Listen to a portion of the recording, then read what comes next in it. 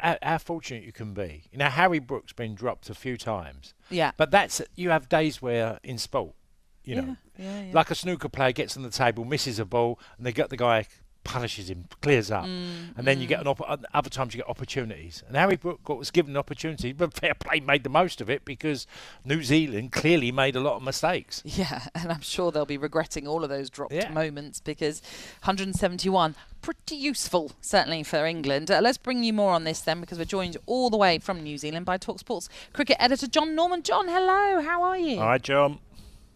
Hello, I'm good. I heard you say it was bright and breezy back in England. It's bright and breezy here in New Zealand, I tell you. It's been a lovely afternoon, but the temperature can drop by a couple of degrees. It's just that part of the world. We've got mountains, a mountain region not that far from here. So whilst the sun's out, all is well. But when the sun starts to go down, which it is and has done, and the wind starts whipping across, let's just say I'm looking forward to getting a coat on. I think New Zealand are looking forward to just getting out of here, because those drops yesterday that we saw and brought to you on talkSPORT 2 continued on day 3. There were 6 of them yesterday, and there was another 2 this morning. Glenn Phillips, who pulled off one of the great catches at backward point yesterday, put down 3 in total. Harry Brook got another reprieve, as did Bryden Cars, who went on to score 33.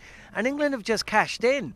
And this is one of the beauties of the sport. You're right, Cass. It is sport. When it's your day, it's your day. And it certainly was yesterday for Harry Brook. That's the highest score by an overseas batter ever, 171. And it's the difference between a one-innings game, i.e. New Zealand hitting 350, England hitting 350, all to play for. But what actually eventuated was that England had a lead of 150 on first innings. That's too much. You do not win many games of cricket when you give up 150 runs. 6 wickets have fallen in the afternoon and evening sessions. New Zealand lead by 4. This is England's game to win from here on. Should be wrapped up by lunch on talkSPORT 2 later this evening at UK time.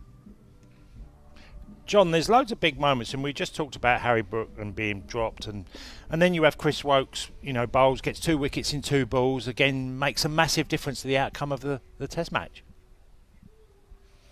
Yeah, absolutely, Cass. And he was a guy that was under pressure. He didn't bowl very well in first innings. There's still question marks about his suitability bowling for England overseas. His record doesn't bear scrutiny compared to how well he goes at home. So when he came to bowl in second innings, despite that big, healthy advantage for England, the pressure was on Woakes. And he weighed in and cashed in straight away. He got rid of Tom Latham, who's scored more runs at this ground than any other batter in history. And then he came back and got rid of the danger man, the best bat, Kane Williamson, with a really good ball, followed it up with another of Tom Blundell straight after. And from that point onwards, the game was gone. Those words may come back to haunt me tomorrow, possibly. But 4 down, still needing England to bat again, with the best batters gone. It was England's game. And, for a guy that, he is much loved within this side. It was a really, really important moment for him, and an important moment in the match, possibly the series. Talk to us then about how impressive Harry Brook is, John, because his average now is, just 60.05, second only to Herbert Sutcliffe amongst England batters to play at least 20 tests. Yes, he had a few drop catches, but drop moments in that game, or on this day, I should say. But just how impressive is he with the bat? Well, he's phenomenal, and I know you're both massive Herbert Sutcliffe fans. So to be mentioned in the same breath as the great man is saying something. Look, one of the things about Harry Brook, which is astonishing, is his record away from home is even better than it is at home. He's only averaging, well, I say only, he's pushing 40 at home. That's fine. Away from home, it's more like 80. That is kind of the wrong way round. He's just such a powerful timer of the ball. He's a very uncomplicated guy insofar that he doesn't really allow the situation or the stress of the situation get to him. He just goes out and enjoys himself. He enjoys his life. He's a great teammate. He's enjoying his cricket. But at his best, he is up there with the very best. So another from the great dynasty of Yorkshire. You've got Joe Root playing in his 150th Test match here. Harry Brook's alongside him. They used to say strong Yorkshire, strong England. Still say that today, in fairness.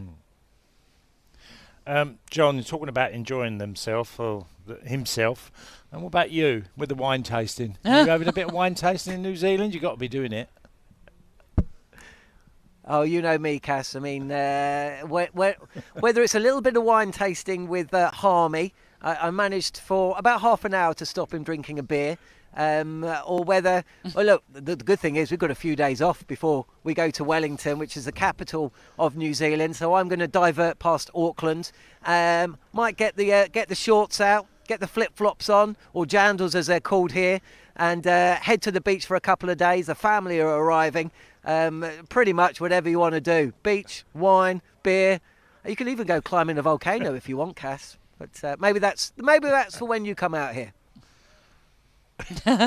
Well, John, appreciate you joining us. Thank you very much. Cheers, John. Enjoy the rest of this test and the series, of course, as well. But a reminder, you can hear live and exclusive ball-by-ball commentary of England's test series in New Zealand. It's over on talkSPORT 2. The easiest way to listen to talkSPORT 2 is by downloading the free talkSPORT app, and then all you have to do is swipe left for talkSPORT 2.